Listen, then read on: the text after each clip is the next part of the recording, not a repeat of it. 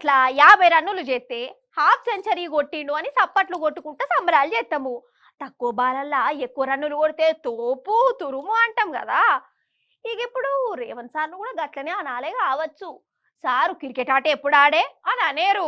Sir half century కొట్టింది క్రికెట్లా కాదు, కాళ్ళకు బలపాలు కట్టుకొని ఢిల్లీల గిర్ర గిర్ర తిరుగుట్లా.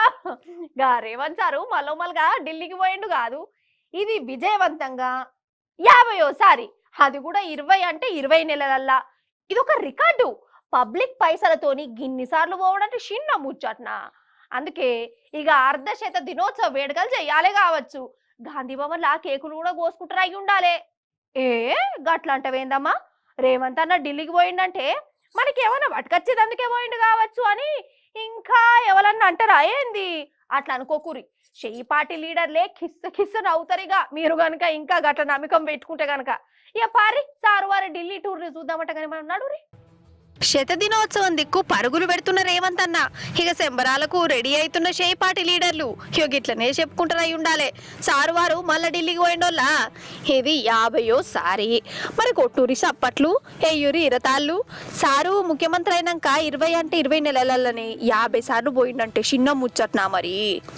ఓ దిక్కేమో నన్ను కోసినా పైసలు లేవు, అప్పుల పాలైనం, ఎవడప్పిత్తలేడు, అంత బికార్ బతుకైపోయింది, జీతాలు కూడా వెళ్తలేవు అని అంటాడా.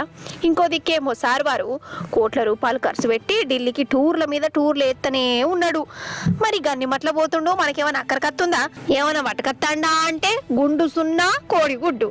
సారు పోయేది వాళ్ళ చేపాటి పెద్ద లీడర్లనే వాళ్ళ మీటింగ్లకు పోతాడు, వాళ్ళు యశధర్నాలలో వాళ్ళు పంచుకునేందుకు పోతాడు. అంతేగాని మన తెలంగాణ కోసం ఏమైనా వచ్చేందుకు పోతుండని మాత్రం ఎవరైనా అనుకుంటలేరట. అయినా ఎందుకు అనుకుంటారు, పోయినందుకు మన తెలంగాణకి ఏమైనా ఫాయిదా అయితే అనుకుంటారు కానీ ఉత్త చేతులతోని వాపసత్తే ఎట్లా అనుకుంటారో అలా పబ్లిక్ అయినా కదా. ఎక్కే విమానము దిగే విమానము గిదే కథ అవుతుంది రేవంత్ సార్ది. ఏమనంటేనేమో కోపాలు మళ్ళా. అయినా ఢిల్లీకి పోవాల్సిన అవసరం ఏమొచ్చింది? సంటరోళ్ళను కలిసి ప్రాజెక్టుల గురించో లేకుంటే మనకు వచ్చే పైసలు పట్టుకొచ్చేదందుకో పోతే కాందం సందం. పోవలసిందే అని మనమే సాగదోలుతాం కానీ సారు పోయింది చేపాటి మీటింగ్లో కాయే.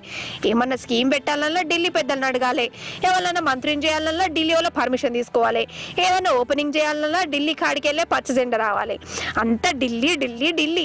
అసలు మనల్ని వాలించేది ఢిల్లీ వాళ్ళ ఏంది? ఓ దిక్కు చంద్రులు సార్, ఇంకో దిక్కు సంటరోళ్ళు, నడుమిల్లి ఢిల్లీ పెద్దలు. నిజంగా తెలంగాణ ఎంత గోసపడుతుందోలా తలుసుకుంటా అంటే నాకు కలుక్కుమంటుంది. కేసీఆర్ సార్ ముందు సూపుతోనే అప్పట్లోనే చెప్పిండు, చెయ్యి పార్టీ గనక అధికారంలోకి వస్తే ఢిల్లీ పెద్దల మాటలు వినవలసి వస్తుంది, వీళ్ళు ఢిల్లీకి గులాములు లెక్కుంటారు, బీఆర్ఎస్ కు మాత్రం తెలంగాణ జనమే బాసులను 1కి 10 మాటలు అన్నడా లేదా సార్ అన్నట్టుగానే ఇప్పుడు కండ్ల ముందు కనబడుతుంది కథ. అన్నట్టు శనివారం నాడత్తడట రేవంత్ సారు, వచ్చి మళ్ళా 2 రోజులకు మళ్ళా పోతాడట. సప్పుజేక బట్టలు బకెట్ సందుగలు గిందుగలు పట్టుకొని ఆ ఢిల్లీనే ఉండరా సారు. ఈ మనం షార్జీలన్న కలిసి వస్తాను అడ్డం ఆడుతున్నారు సారు వారి ఢిల్లీ టూర్ ను చూస్తున్నారంతా.